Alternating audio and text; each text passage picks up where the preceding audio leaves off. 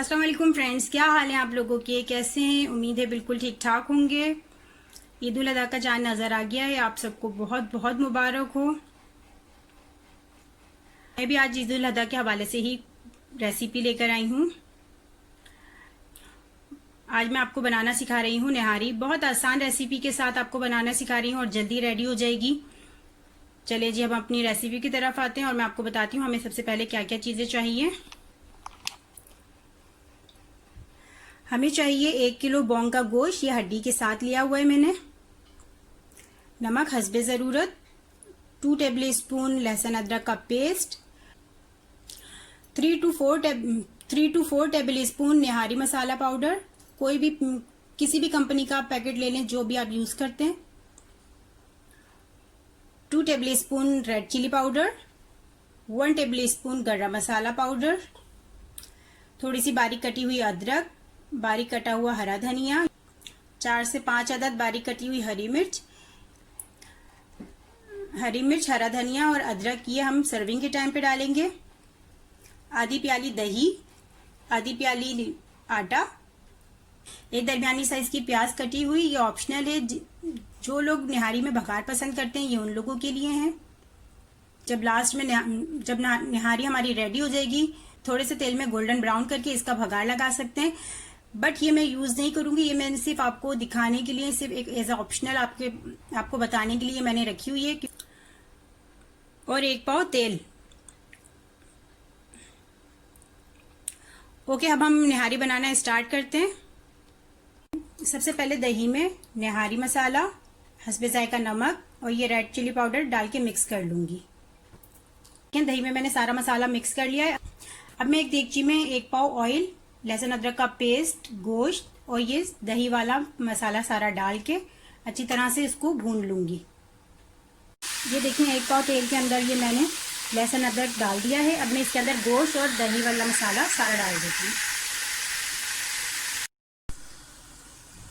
Oil के अंदर मैंने गोश्त, लहसुन अदरक का पेस्ट और ये दही के अंदर जो मैंने मसाला मिक्स किया हुआ था ये सब मैंने इसके अंदर ऐड कर दिया। इसको अब मैं खूब अच्छी तरह से भुनाई कर लूंगी। फिर उसके बाद हम इसमें पानी डाल के इसको गोश्त को हम गलने के लिए रख देंगे। मसाला मैंने अच्छी तरह से भून लिया है इसको। अब मैं इसके अंदर पानी डाल के, पानी हमें इतना डालना है कि गोश्त हमारा खूब अच्छी तरह से गल जाए और पानी थोड़ा खुश्क हो जाए, ताकि जब खुश्क हो जाएगा पानी उसके बाद हम थोड़ी सी और भुनाई करेंगे और जो हमारा ऑयल ऊपर आ जाएगा जैसे अभी आया हुआ है उस ऑयल को हम सेपरेट कर लेंगे। तो मैं अब इसके अंदर पानी डाल के इसको कवर करके 2 से 3 घंटे के लिए दरमियानी आंच पे पकने के लिए रख देती हूँ।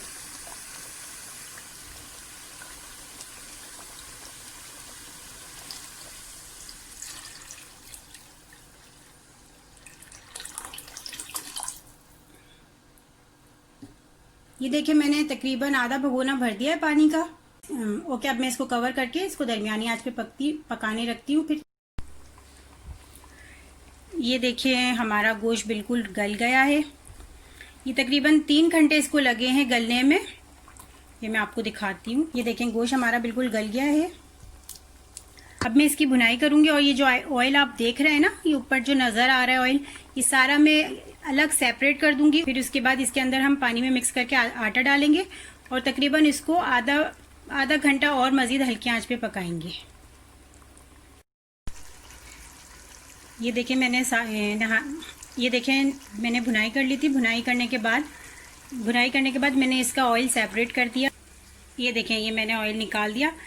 ये अब हम जब डालेंगे, जब हमें सर्व करना होगा, सर्व करने से 5 मिनट पहले हम इसको डाल देंगे और फिर इसके बाद हम इसको सर्व करेंगे।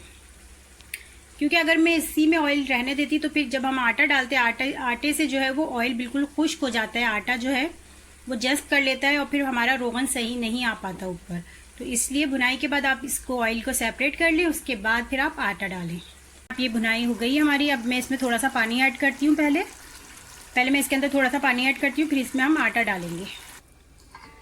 ये देखिए मैंने इसमें पानी ऐड कर दिया। अगर मैं डायरेक्ट आटा डाल देती तो वो हमारा आटा जो है वो चिपक जाता, क्योंकि सालन हमारा भुनाई पे था। अब मैं इसके अंदर आटा डाल के इसको चलाती रहूंगी जब तक कि इसमें थोड़ा सा बॉयल ना आ जाए। ये देखें आटा डाल के मैंने इसको खूब अच्छी तरह से चलाया। ये अब आप देखें कितना गाढ़ा हो रहा है, ये बहुत ज़्यादा गाढ़ा हो रहा है। तो मैं इसके अंदर थोड़ा सा पानी डाल के इसको आधे घंटे के लिए बिल्कुल रखूँगी पकाने के लिए। ये देखें मैंने इसके अंदर पानी ऐड कर दिया है। अब आप इसकी थिकनेस देखें, क्योंकि ये पकने के बाद वो थोड़ा सा गाढ़ा हो जाएगा। तो और जो मैंने गरम मसाला निकाला था, जो हम लोगों ने गरम मसाला रखा हुआ था, वो मैं इसके अंदर ऐड कर रही हूँ। अब ये इसको इस तरह से मिक्स कर दे। ये मैंने अब ये देखें इसको मैंने इस तरह से मिक्स कर दिया है। अब ये देखें मैंने इसको मिक्स कर दिया। अब इसको मैं कवर करके दम पे रख रही हूँ आधे घंटे के लिए। फिर जब ये पक जाएगा आधे घंटे के बाद, इसके ऊपर फिर जो मैंने ऑयल सेपरेट करके रखा हुआ था, वो जो सेपरेट करके ऑयल मैंने रखा हुआ था वो इसके ऊपर हम डाल देंगे। फिर इसको मैं डिश आउट करूँगी और इसके ऊपर हम बारीक कटी हुई अदरक, हरी मिर्च और हरा धनिया डाल के सर्व करेंगे। तो चलिए मैं इसको पकने रखती हूँ और फिर इसको डिश आउट करके आपको दिखाती हूँ। ये देखें हमारी नहारी बिल्कुल रेडी हो गई है। आप देखें कितनी अच्छी लग रही है और इंशाल्लाह टेस्ट में भी बहुत ही मज़ेदार होगी। आप लोग भी ज़रूर ट्राई कीजिएगा, इंशाल्लाह आपको ज़रूर पसंद आएगी ये रेसिपी। इसको गरम गरम नान के साथ खाएं, बहुत ही मज़ेदार लगेगी। आई होप आपको आज की रेसिपी पसंद आई होगी। आप लोग ज़रूर ट्राई कीजिएगा। ओके, मुझे इजाज़त दीजिए, फिर मिलते हैं कुछ नई रेसिपीज़ के साथ। अपना बहुत ख्याल रखिएगा, बहुत सारी दुआओं के साथ। ओके जी, अल्लाह हाफिज़।